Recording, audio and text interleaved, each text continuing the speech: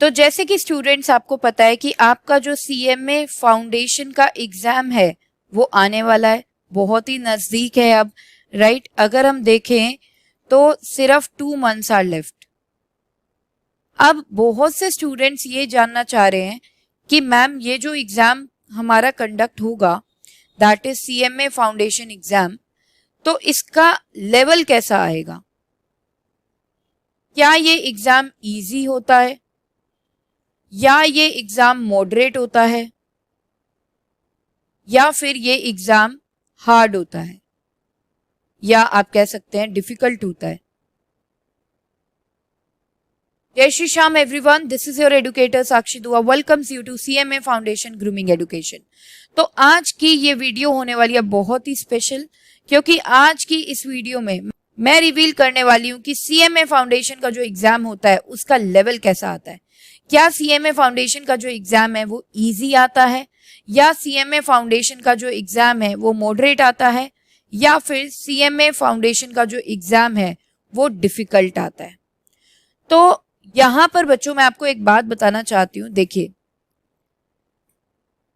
कोई भी पेपर ना, पहली बात तो डायरेक्ट कई बार क्वेश्चंस होते हैं, कई बार इनडायरेक्ट क्वेश्चंस होते हैं, ठीक है।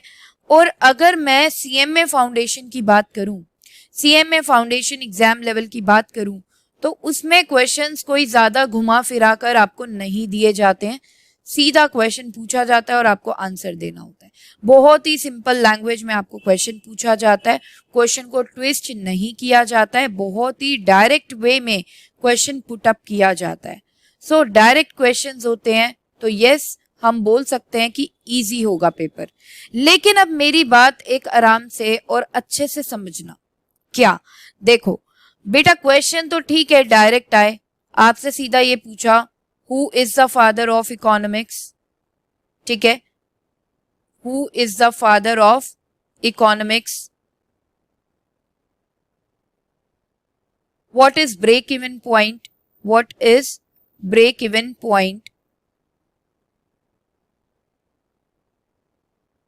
और साथ में आपको 4 ऑप्शंस दे दिए, राइट। लेकिन अब समझो इस बात को कि ये क्वेश्चन तो बिल्कुल डायरेक्ट पूछा गया कि फादर ऑफ इकोनॉमिक्स कौन है, ब्रेक इवन पॉइंट क्या है, राइट। लेकिन इन डायरेक्ट क्वेश्चंस का भी आंसर आप तभी कर पाओगे बेटा व्हेन यू स्टडी प्रॉपरली।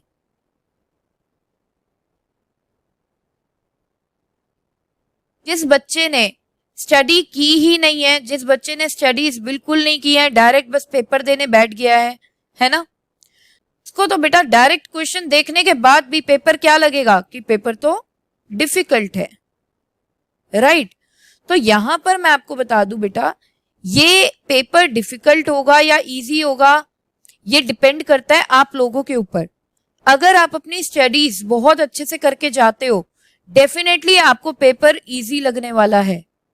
अगर आप स्टडीज करोगे ही नहीं पेपर के लिए, तो डेफिनेटली मुझसे लिखवा लो, पेपर चाहे जितना मर्जी इजी क्वेश्चंस हो, उसके अंदर डायरेक्ट क्वेश्चंस हो, लेकिन आपको क्या लगेगा बहुत ही डिफिकल्ट पेपर आया है, बहुत ही हार्ड पेपर आया है और हम इस अटेम्प्ट को क्लियर नहीं कर पाएंगे। सो यहां पर क्या मैम, अब आप हमें ये बताइए कि आपने बोला कि स्टडी प्रॉपरली कर लो तो आपको पेपर इजी लगेगा। अब ये स्टडी प्रॉपरली का क्या मतलब है?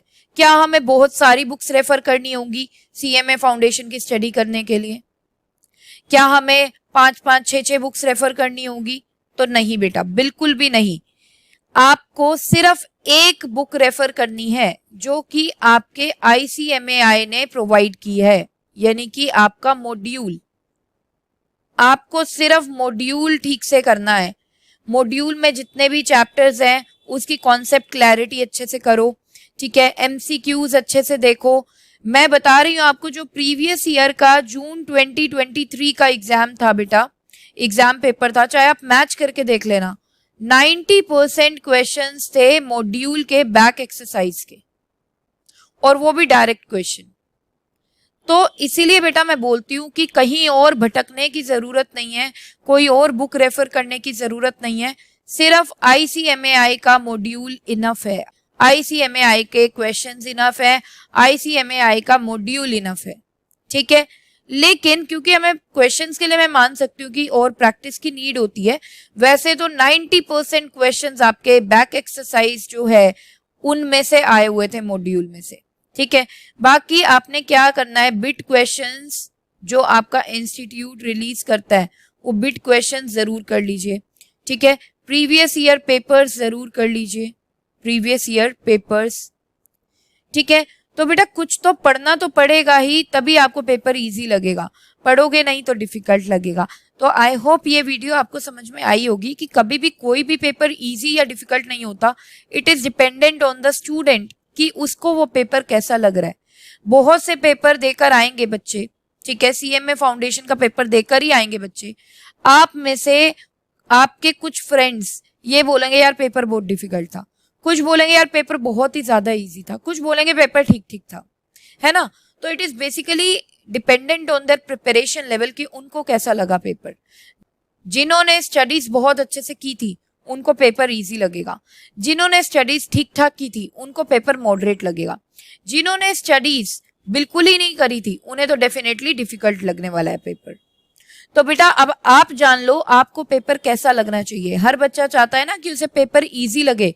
तो अगर बच्चों आप लोग चाहते हो कि आपको पेपर इजी लगे तो एफर्ट्स डालने पड़ेंगे। अभी ये जो 2 महीने हैं डट के लग जाओ स्टडीज में, स्टडीज को ही प्रायोरिटी पे रखो।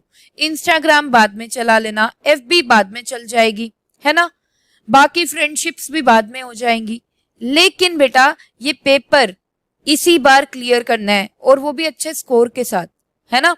बाद में इस पेपर का अटेम्प्ट हम नहीं देना चाहते, हमें क्या करना है फर्स्ट बारी में ही निकालना है इसको।